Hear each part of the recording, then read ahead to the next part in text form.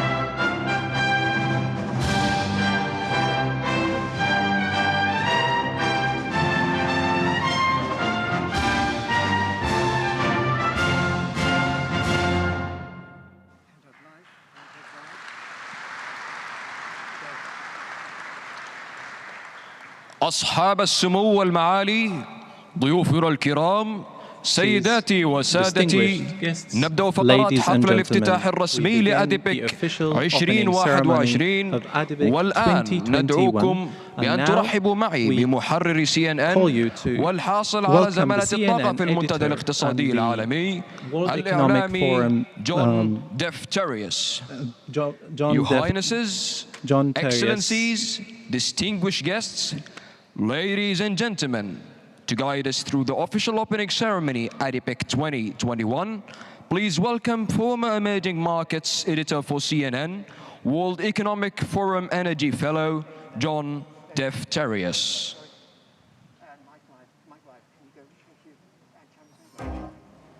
Your Highnesses, Sheikh Mansour bin Zayed Al Nahyan, the Deputy Prime Minister and Minister of Presidential Affairs, it's always good to see you. Sheikh Nahyan bin Mubarak is here. It's great to see him. Your Excellencies, ladies and gentlemen, distinguished guests, good morning. I'm glad we got a chance to say it in person. And welcome to ADIPEC 2021, hosted by the Abu Dhabi National Oil Company, ADNOC, and the other familiar faces in the front row that we have.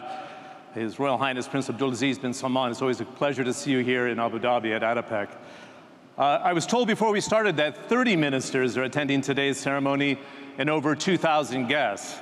This is a clear testament to your commitment to our industry, but also, of course, to the relevance and the importance of ADIPEC itself. Taking place immediately after COP26, ADIPEC 2021 is the first global energy forum to discuss the key decisions of the UN climate meeting and answer to how the industry can thrive in a world committed to sustainable, integrated, low-carbon energy value chains. Before we bring our distinguished guests to the podium, let's take a step back and take a look at the transition from COP26 to ADIPEC and the challenges and opportunity that are with us today.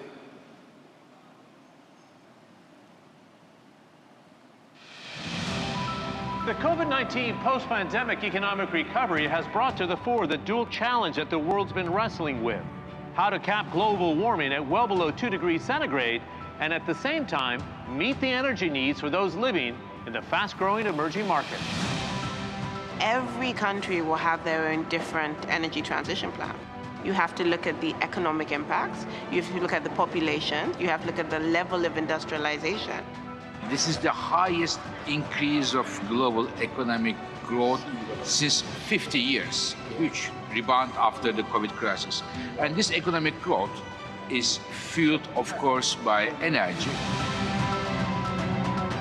In the year marking its 50th anniversary as a unified nation, the UAE was the first major oil and gas producing country to launch a net zero by 2050 strategic initiative and was confirmed as the host of COP28.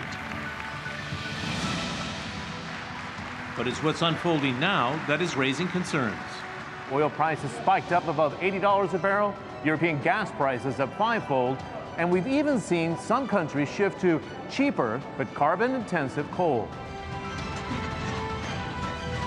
We have to be pragmatic, don't we? I mean, who would want the lights to go out anywhere as a consequence of transition? So there's bound to be pragmatism, but I think the future path of that has to be worked out.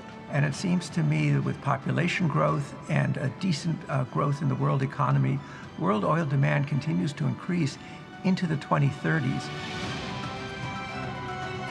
Which brings us back to ADIPEC, to right now, to this forum where we roll up our sleeves to begin the real business of the investment, innovation, and partnerships needed to transform today's challenges into tomorrow's solutions. Gives you a taste of what we're talking about here this morning, going to COP26 in Glasgow for the first week of it, and then preparing for ADIPEC, which is going to be a busy 3 days, and it's good to see such a turnout. That's the spirit of the framework for the discussion this morning. Let's start our official opening ceremony here with His Excellency, the Minister of Industry and Advanced Technology, and also the Managing Director and the Chief Executive Officer of ADNOC, Sultan Al Jaber. Thank you very much.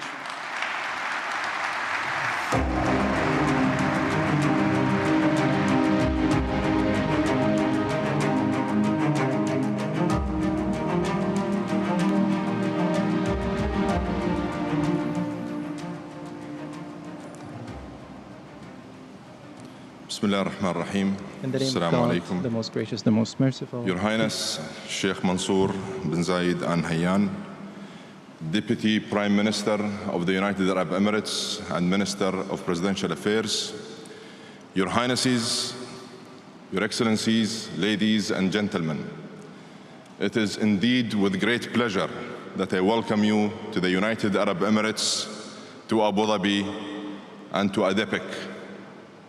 It is so good to see all of you here in person again. And I am very pleased that ADIPEC can once again bring our industry together to discuss, to debate, and resolve the most pressing energy issues. Ladies and gentlemen, we meet at a historic moment. The global community has just concluded COP26, and on balance, it was indeed a success. Yet, current energy dynamics have revealed a basic dilemma. While the world has agreed to accelerate the energy transition, it is still heavily reliant on oil and gas. As economies bounce back from the COVID-19 pandemic at the fastest rate in 50 years, demand has outpaced supply. And after almost a decade of underinvestment in our industry, the world has sleepwalked into a supply crunch.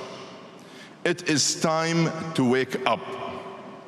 The oil and gas industry will have to invest over $600 billion every year until 2030 just to keep up with the expected demand.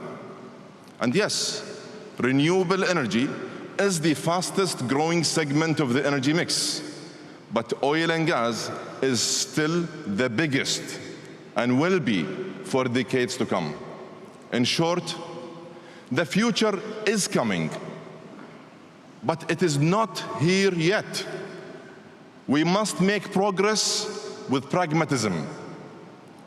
And if we are to successfully transition to the energy system of tomorrow, we cannot simply unplug from the energy system of today. We cannot just flip a switch. Distinguished delegates, we must, of course, prioritize investments toward the most cost and carbon-efficient barrels. And following the wise guidance of our leadership in the United Arab Emirates, this is exactly the approach we are taking at ADNOC. By virtue of geology and design, we offer some of the least carbon-intensive barrels in the world. And we have made no secret of the fact that we intend to increase our production capacity to 5 million barrels per day by 2030. At the same time, we are constantly innovating to further reduce our carbon intensity. We were the first company to bring carbon capture and storage to the region, and we are expanding our capacity from 800,000 tons to 5 million per year. We are applying artificial intelligence-enabled technology to deliver efficiencies in every part of our business. And the innovation doesn't stop there. We will soon deliver another first for our industry. From January, up to 100% of our grid power will come from clean sources, namely nuclear and solar. In one move, this will significantly reduce ADNOC's operational emissions. It brings us more than 1/3 of the way towards our 2030 carbon intensity target. Importantly, it will make a practical contribution to the UAE's net zero by 2050 strategic initiative. Not years from now, but in a matter of weeks, in only 45 days from now.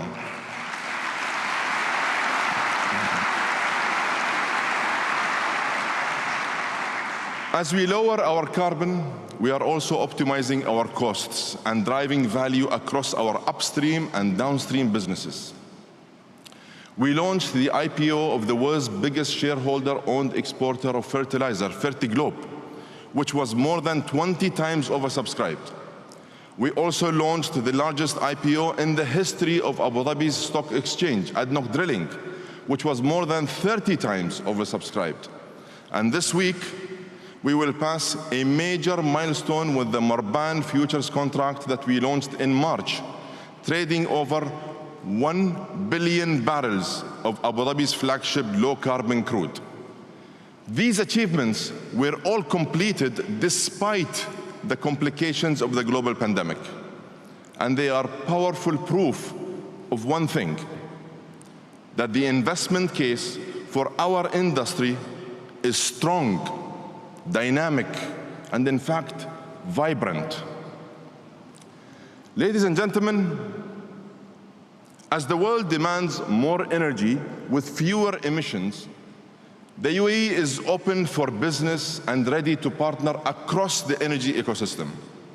We continue to attract new concession partners to our operational exploration blocks and to unlock our conventional and unconventional reserves. We are liberating significant supplies of natural gas, moving closer, much closer, to self-sufficiency, allowing us to grow our LNG business and to fuel our downstream expansion. And speaking of downstream, Ta'ziz, ADNOC's joint venture with ADQ, is accelerating its expansion in Ruwais, generating multiple partnership opportunities. We have already welcomed Reliance Industries as a strategic anchor partner in Ruwais, and we invite all of you to participate in the opportunities of our growing industrial hub. Our aim is to more than double our chemicals portfolio by 2025 and enhance the UAE's industrial competitiveness. In addition, we are continuing to deliver our plans in hydrogen. And after 4 successful shipments to Japan and South Korea, we are well positioned to become a major producer and exporter of blue hydrogen. And in the days and weeks ahead, you will hear much more from us on our strategy to future-proof our business and enhance our capabilities in the clean energy space.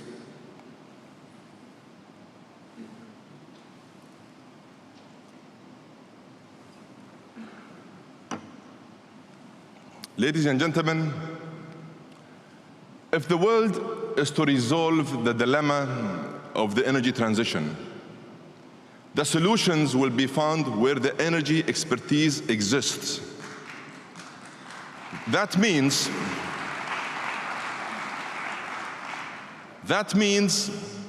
that we, in our industry, have a phenomenal, huge opportunity in front of us. Rewiring the energy system is a multi-trillion-dollar business opportunity that is good for the climate, good for humanity, and good for sustainable economic growth. These are fundamental reasons why we, in the United Arab Emirates, are excited about hosting COP28 in 2023.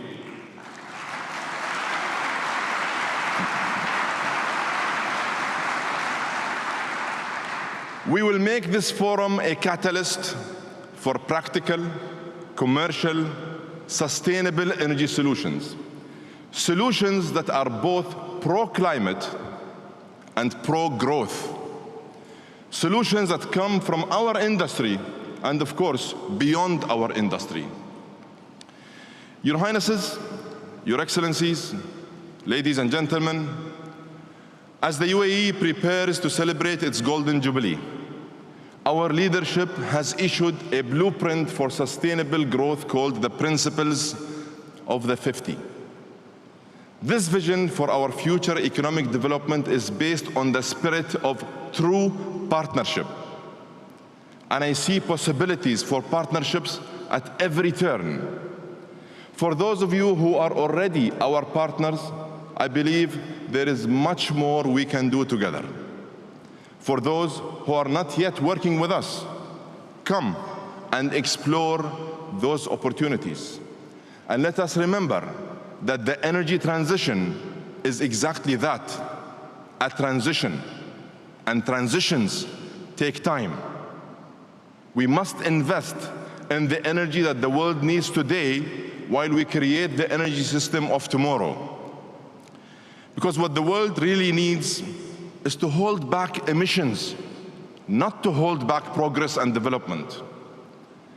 Let us together drive that progress and ensure that sustainable development.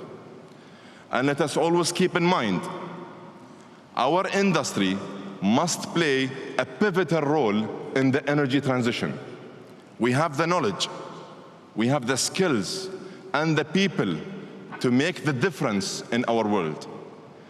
And I say this to all of you, accept the invitation I extend to you today. Come and join us. Join ADNOC, join the UAE, and be our partners on the energy transition journey. And like my boss always says, let's get to work and let's make it happen. Thank you.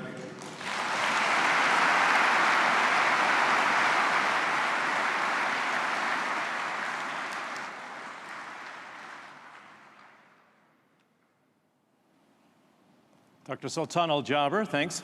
It's great to see you crack a smile. Congratulations on COP28. I know there's a lot of work that went in behind it. And an intrinsic analysis of where the energy market is today. If you think back to the worst of the pandemic, we lost nearly 10% of daily production, and we're knocking on the door of 100 million barrels a day in 2022. So an analysis from Dr. Sultan on the state of the energy market today and the beginning of the energy transition. Let's zoom out, if you will, because we all want to know in this room, of course, what's going to happen next year to growth after the incredible snapback globally of nearly 6%. Can it be sustained as we see cases rising in Europe and the G20 countries unable to continue to fuel the recovery that we saw because of the near 2-year pandemic? In that spirit, let's bring the Chief Economic Advisor to Allianz and the President of Queen's College in Cambridge. Not a bad life. He lives half the time in my golden state of California and the other half in Cambridge. Dr. Mohammed Al-Arian, give them a warm welcome. Thanks very much.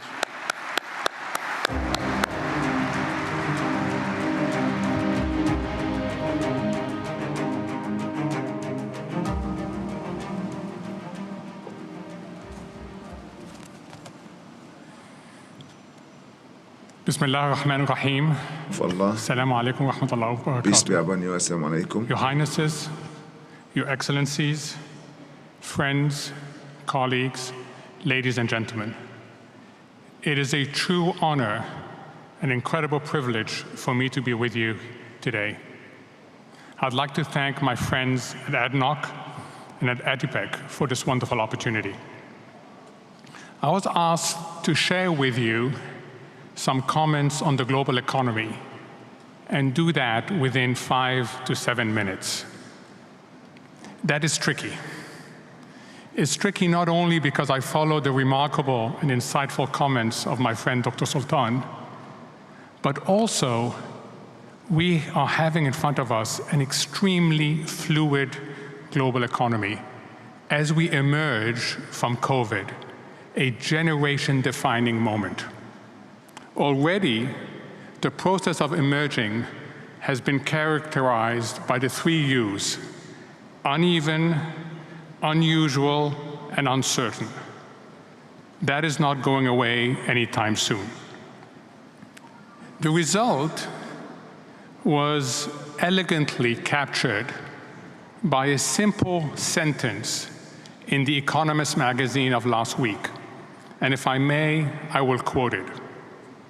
In recent months, the world economy has come to resemble a badly microwaved dinner. Generally hot, but with some bits lukewarm, others positively scorching, and I would add, some others just cold. Now, this is playing out every day around the global economy. This notion of dispersion, lack of uniformity. You see it in the battle against COVID. Just look at Europe and parts of Asia locking down again. You see it in supply disruptions. You see it in the malfunctioning of labor markets, in inflation's prospects, and in the responses of policymakers. Now, we are in a country that, because of the very hard work of its leaders over 50 years, has developed the two characteristics that we all need. We all need this to navigate the global economy in front of us. Resilience and agility. Resilience, the ability to absorb unanticipated shocks and move on. Resilience is the ability to adapt quickly to opportunities and risks. You heard today what ADNOC is doing with artificial intelligence, with big data. This is just one example of the agility and the resilience that we see here. This is going to be key because we are looking at an outlook that is unusually uncertain. We lack the sort of multilateral economic policy coordination we need, and national policymakers, especially central banks, are seeing things they have not seen for a very long time in inflation. As Dr. Sultan rightly said, we are doing this as we emerge also from COP26, and we take on much more seriously and critically the challenges of climate change. What the last few months have demonstrated is it's not just about the destination. It's not just about what, when, but it's also about the journey. How are we going to get there?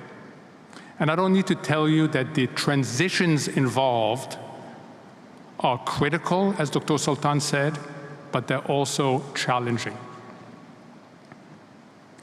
This journey is going to be far from smooth, far from uniform, and far from predictable, which makes me even more excited to see the topics that are on the agenda for this conference, including the new ecosystem for energy, realigning transportations, and the future of ESG investing. In closing, allow me again to thank our hosts. And let me just say that what's ahead of us in the global economy is not just an unevenly cooked microwave of dinner. It is also spaghetti bowl. Whenever you try to pull on one element, you quickly find out there's a bunch of other elements involved. And most importantly, I would encourage you to think in terms of distributions of outcomes, not just one highly likely outcome. So when you look at the distribution, look at the two ends, what economists call the tails. There is a very important positive tail, and that is that through policy adaptations, we end up in a fast-growing world that is inclusive and sustainable. But there's also a left tail, a bad tail, and it could happen as early as the middle of next year, where in the advanced economies, the mix of monetary policy tightening by financial markets, households seeing their savings eroded, and fiscal tightening all come together and push us into a recession. We want to operate in the positive tail, and we want to navigate the negative tail. And this is something that will be discussed in this wonderful conference and in many others. I look forward to these interesting conversations. I look forward to gaining insights on tools, frameworks to deal well with our unusual global economy. And I wish you all the very best. Thank you very much.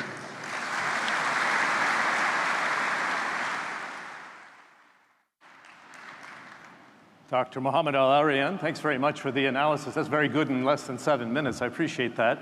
As we heard Dr. Al-Arian say at the very end there are some kind of warning flashes for 2022, hence the policy the members of OPEC Plus, led by Saudi Arabia and Russia, and of course the UAE, a key player, is suggesting let's have some caution before we overreact to where the oil market is today. That's part of the conversation we're going to have here, but we're going to start with the outlook from COP26, the impact on oil and gas, and the need for energy today, and particularly servicing the fast-growing developing markets. Due to time, I would ask you to save your applause to the very end because of the 20 minutes we have for the roundtable. First, let's bring in the host minister, His Excellency Suhail Mohammed Faraj Al Mazrui of the UAE, His Royal Highness Prince Abdulaziz bin Salman Al Saud, the Minister of Energy of Saudi Arabia, of course. So popular you get the applause anyway. His Excellency Tariq Al Molla, the Minister of Energy for Egypt. His Excellency Shri Hardeep S. Puri, the Minister of Petroleum and Gas, and also the Minister of Housing and Urban Affairs for the great country of India. And His Excellency Pavel Yurievich Sorokin, Deputy Minister of Energy for the Russian Federation. Now we can give a real warm welcome to them.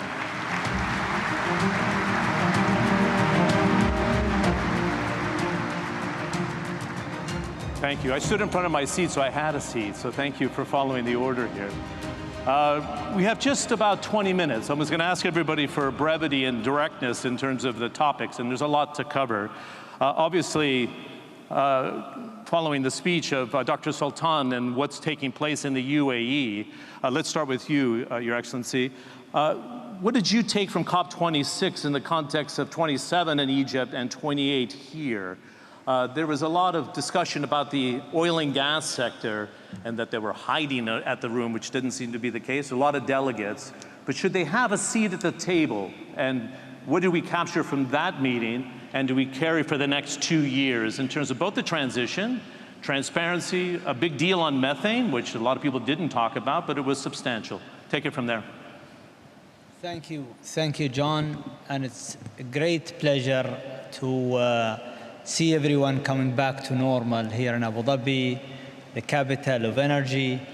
And I think it shows commitment, first of all. To see that Egypt and UAE are hosting COP27 and 28, that tells you something. That tells you about the commitment of the oil-producing nations, the commitments of the Middle East. It shows you as well that we were the first to come to the table with plans, with a commitment to not only continue supplying the transition, as Dr. Sultan mentioned, but also to commit to the net zero and participate with the rest of the world. But also we have to be pragmatic about the need of the supply for the transition. And I think the fact that we have with us today His Royal Highness and His Excellency Tariq Al Molla and our partners who are as important as the suppliers, because we are balancing this. We're not targeting a certain environment, we're targeting the balance. The growth of India is very important to us. The growth in the whole world is very important for us. But at the same time, we're committed to the environment, and we will lead, not only follow. We will be leading in our commitment, and we will show the world that we can, and we will pave the road for a practical and a sustainable way of handling those two issues. One is the economic growth and avoiding the unforeseen issues that will lead to unemployment, that will lead to hunger, that will lead to poverty, and at the same time we are conscious on the environment. Great. Thank you very much for being so succinct. And with that wrap-up, 2.6 billion people still classified in energy poverty, which was often overlooked, to be candid, at COP26. 800 million not living with electricity, right, which is something unacceptable in 2021. Your Royal Highness, nice to see you again. You announced the Saudi Green Initiative, and for the Kingdom, net zero by 2060, for Aramco by 2050. And I know you wanted to address this. There was some skepticism that it can't be delivered, and it was quote unquote greenwashing, but you wanted to address this head on, which I respect. Give us a sense of what came out of COP26 for you, and putting away the naysayers about whether this is the real deal from the Kingdom. Always people would question a big producer of energy, and let it be, in this case, Saudi Arabia, which is a major producer of both oil and gas, and I can understand the skepticism, but I also would refer those skeptics to what we've agreed just 2 days ago. The new agreement talks about committing countries to come out every year reporting on what they have accomplished and what they will be achieving. This is the transparency I was talking about. Absolutely. And we've been part of this discussion with our friends from the UK, the presidency, and the US. And I must admit that it was not just the work of yesterday and the day before. We, as Saudi Arabia, in the name of His Highness the Crown Prince, put together 2 initiatives: Green Initiative, Saudi Green Initiative, Middle East Green Initiatives. His Highness put together now a foundation, which means these 2 events will be held yearly, whereby we will bring our own efforts along with other countries' efforts, not only to relating to what we will do as Saudi Arabia, but also what we will do jointly with our friends. UAE, I know, is part of that. Kuwait is part of that. Many other regional countries, and even international participation will be working together to make sure that this region in its entirety would become a role model for what we mean by sustainable development, where we will meet the 3 pillars or 3 principles that I've been sharing with everybody.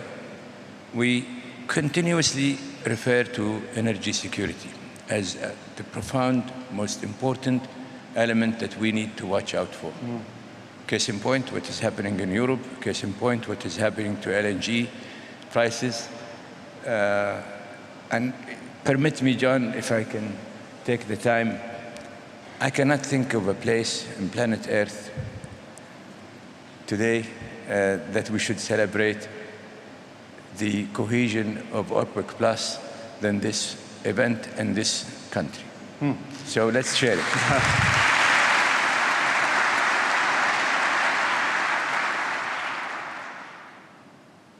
The responsible 23 countries had delivered, and we delivered more remarkably than any other group. Show me anywhere in planet Earth, including central bankers, that delivered more sustainability, more stability, more predictability, more transparency, more forthcoming with plans ahead, a year and a half ahead, more deliberate, cautious approach in the name of compensation, in the name of monthly meeting, whereby we tweak, and these tweaks are well announced in advance. And we, by that, had delivered a stable, less volatile oil market. Show me anywhere else. You know, Mohammed Aryan was talking about the 3 components. Permit me to remember 2, but I lost the 3rd because I was focused on the other analogy that he used on The Economist, which is a word of uncertainty, a word of unevenness, and I lost the 3rd.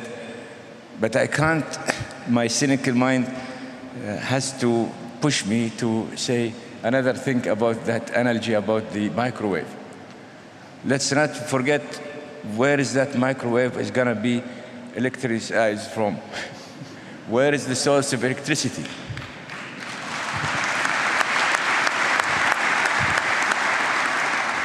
In some countries, they were thinking only renewable.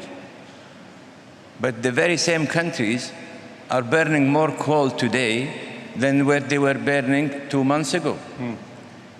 And in fact, they have committed 2 days ago to where we did advance, as some of the media tried to put us in a place that we are blocking. But actually, the very language that was changed an hour before the conclusion and before the Jabal came down, it was a language that Saudi Arabia did propose, not for COP26, but actually 2009 in the G20. With coal specifically, you're saying? With the wording of the coal, unabated coal, was also introduced by us on the G20 in Rome. So that language was introduced by us. And indeed, we are much focused on emission reductions. We, as a country, and I guess many of our colleagues here, do believe on the idea that in order for everybody to be inclusive, you have to look at, first, emissions, not the source. 2, it must be all greenhouse gases. It must be all sectors.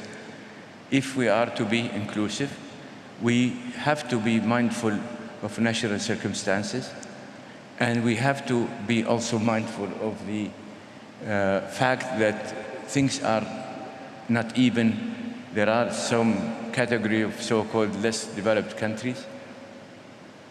There are countries that are developing, such as us, such as the UAE, such as India, such as Russia, such as Egypt.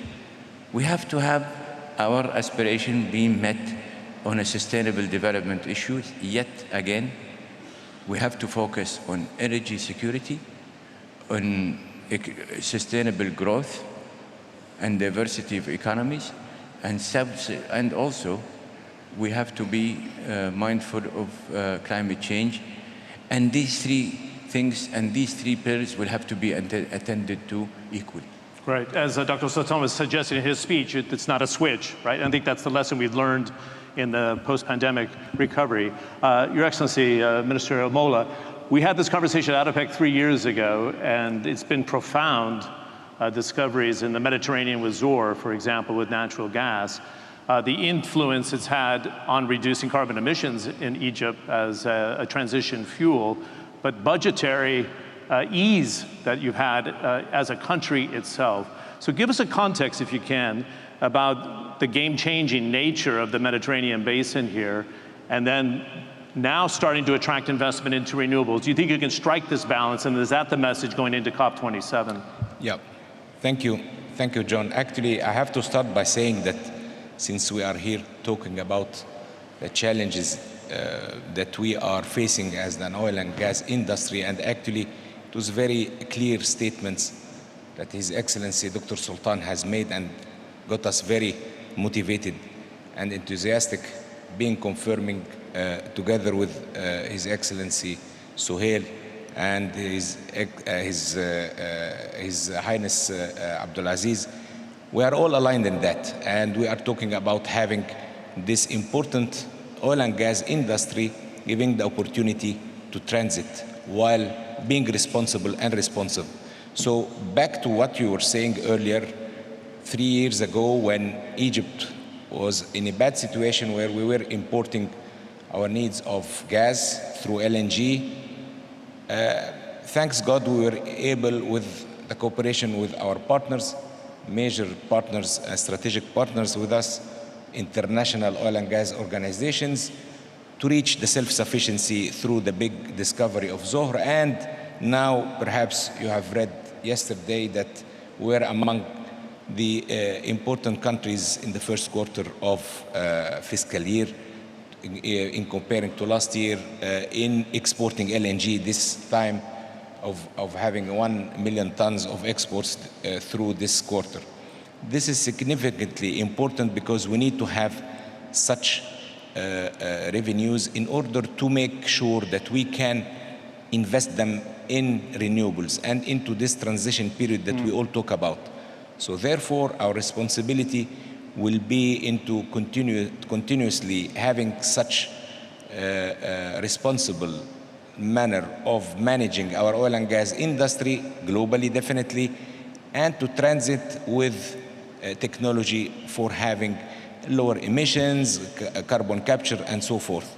I think that with what have been said so far today, we, as Egypt, hosting the COP next year, with my brothers from Emirates the following year, I think we have good opportunity to work together with the world in order to make sure that we have good initiatives and realistic ones that could be implemented and could reach us to safe shores in the coming few years. Good.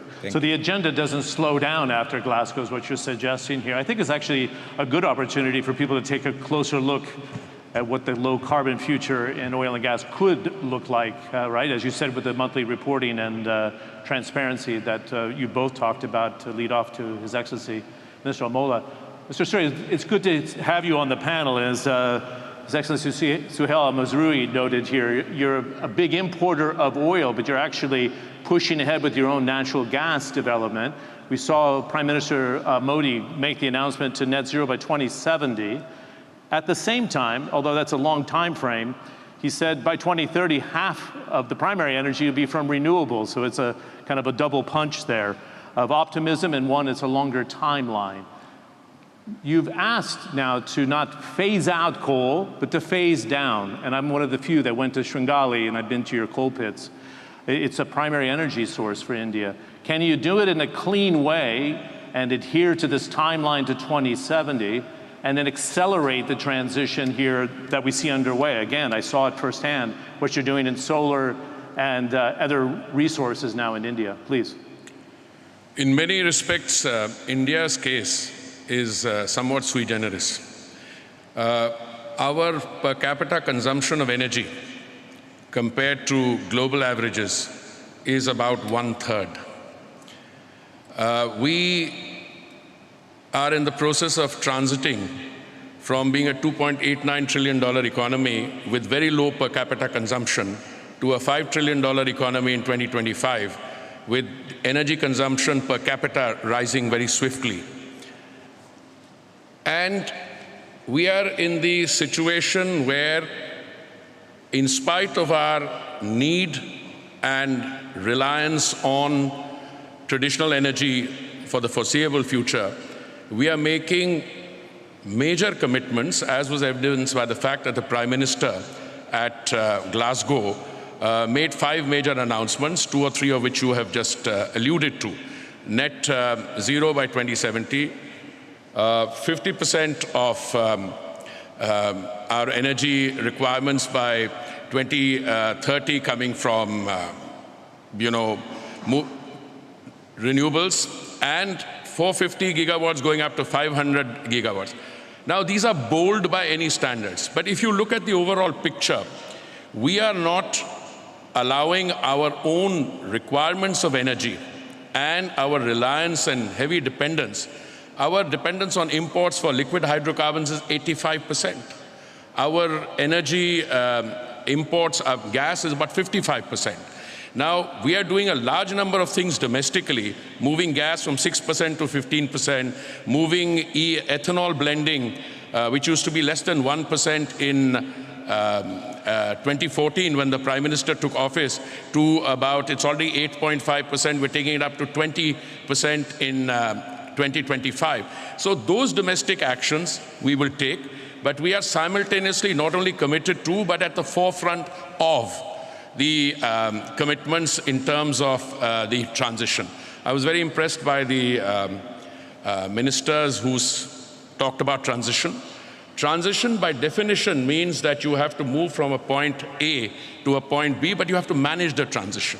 Now, for countries like India, which have this kind of dependence on global availability.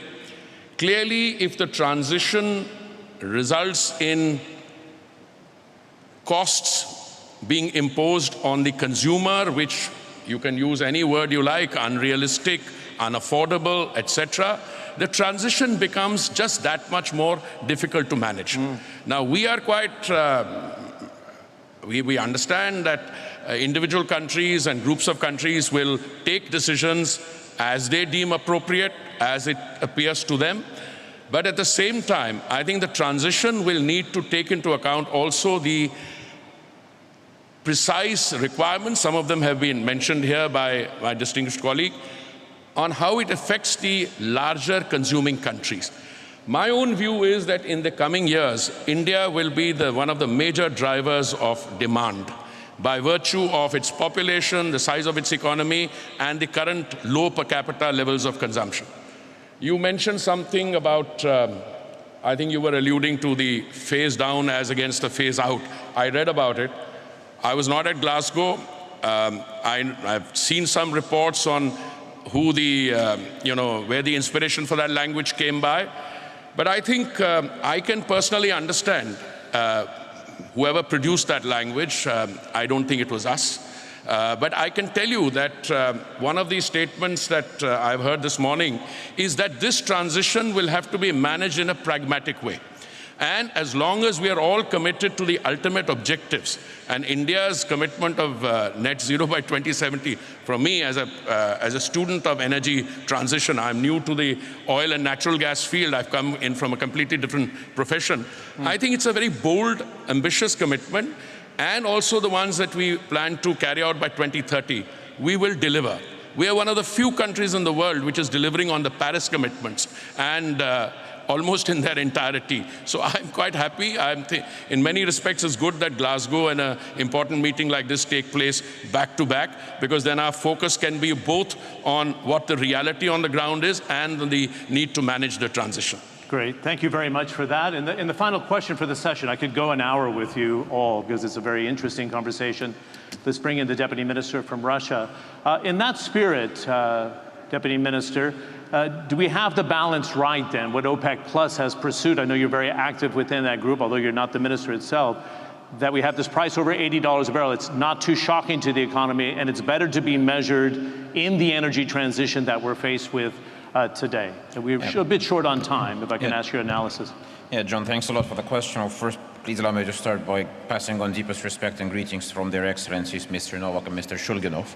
But moving on to your question, well, it's quite interesting to move from COP26 to ADIPEC, because we're seeing both polar views. We're seeing both poles of this whole energy transition formula. And I'd just like to say, to add to His Royal Highness's microwave, I would like to add electric vehicles and iPads, this huge win of the pandemic, Zoom conferences, less travel and everything. Imagine 7 p.m. when everybody comes back from work and plugs in their electric vehicles and there's no sun at that point. Just think about the situation that happens with not enough capacity in the grids, with no reserve capacity, with many other problems which have come about over the past 12 years. And why I'm saying 12, 13 years is because that's the period when we lived in a significantly distorted economic reality with zero interest rates, which pretty much completely removed the capex concept. So you could run loss-making businesses for 13 years, refinance, and just pay your extremely low interest rates, which has led us to the situation we're in. So, we all share a common goal, which is to reach climate neutrality. And all the countries present here have made this pledge. We have all made this pledge at COP26. But we, on the path there, we have to be warm in winter, cool in summer. We have to be well fed, and most importantly, alive when we get there.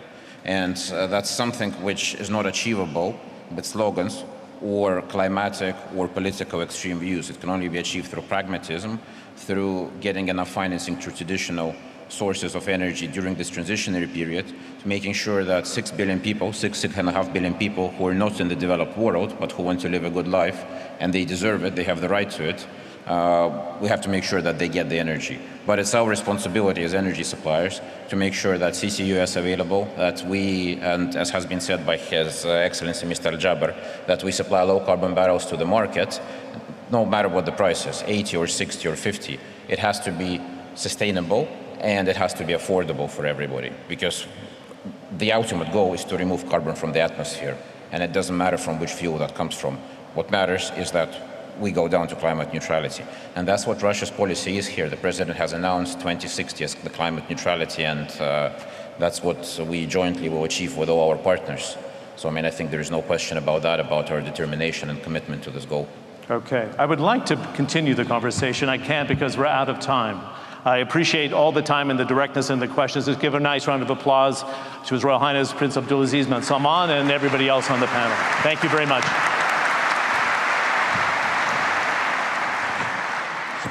I could go, as I said, for another 45 minutes at least. Thank you very much, please. And in our final session here, which is a little bit truncated, it is to look at the partnerships in the world that we have today. I'd like to bring up the former CEO of Unilever, Paul Polman, to look at the partnerships in the renewable energy space itself and what his thoughts were in capturing what we have from COP26. Let's give him a warm welcome. Paul Polman.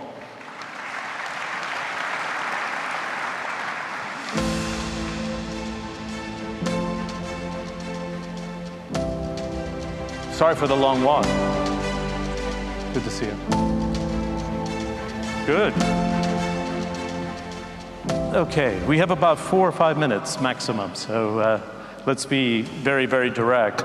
The number one thing is you spent the better part of 2 weeks there at COP26, and deforestation, methanes, a lot of commitments that came place, the announcement from India and the like.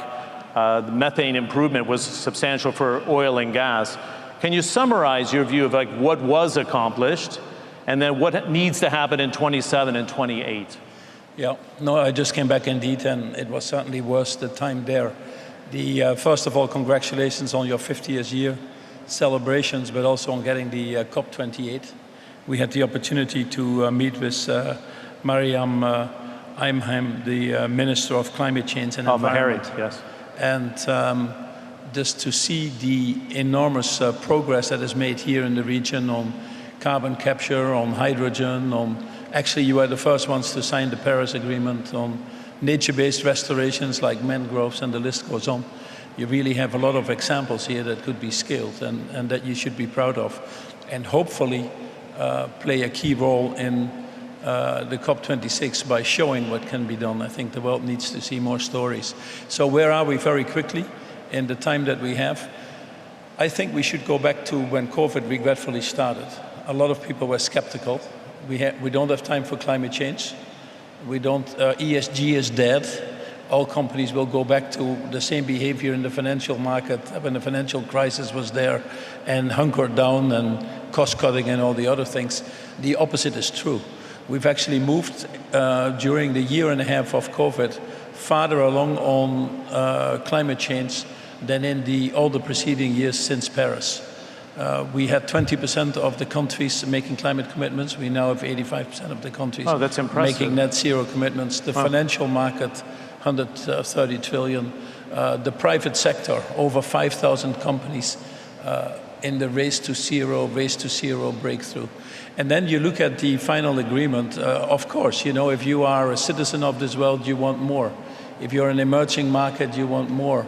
If you're a major oil-producing country, you want to have a transition that you can manage and not be forced into. So everybody has their own interpretation. But look at this. We have Article 6. It took us 6 years to negotiate. We have it now. We have methane included. We talk about fossil, we talk about coal, we talk about reducing the subsidies. For the first time, nature-based solutions in the agreements, which we had not before. 30% of the problem, in fact, 30% of methane is actually coming from livestock and all the other things. So nature-based solutions now being integral part of the agenda is a very important thing. And then we've all decided to come back next year with more ambitious targets and increasingly focusing on what we now need, which is action, especially between now and 2030. Ambition to set it higher because the numbers really don't add up yet. It still projects to about 2.5, 2.6 degrees versus the 1.5 that we need. By 2050. And we don't have a good track record of delivering. And then accountability. You know, the launch of the Sustainable Standard Board, the carbon pricing market, are things that should be taken as major steps forward. Okay, let me interrupt you, and this is the final question, but I want to let the audience know, in respect to Paul Polman, we have a 30-minute session. If you just look at your app, we're going to go much deeper into the conversation. We welcome you to join us, so it'll be a much more robust conversation. But when I was at a dinner at COP26, somebody from the private sector said, if you're in the private sector and you're waiting for governments to make the decision, that's a mistake, because they have to take the bigger picture in totality. If you don't have a plan in the 2020s, as Dr. Sultan was talking about, then don't bother releasing it. So is that sense of urgency from the private sector in less than a minute, if you can do that, is it there?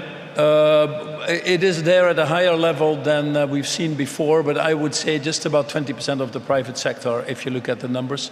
And the private sector is in many cases probably ahead of the governments. They get the pressure directly into their P&L of the climate change disasters.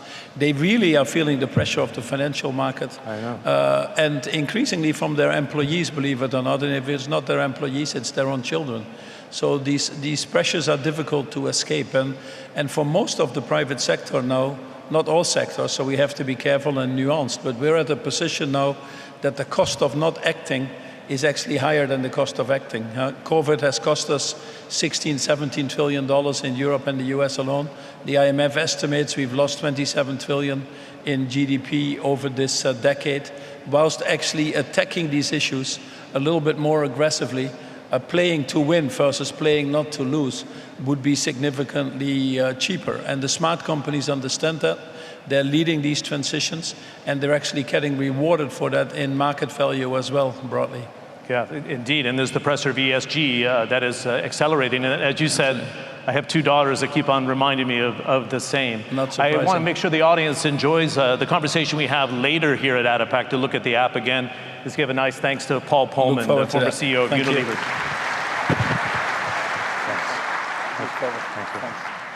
And Paul, thanks for playing along with that tight timeline. I wanted to thank the ministers. We wish we had a bit more time.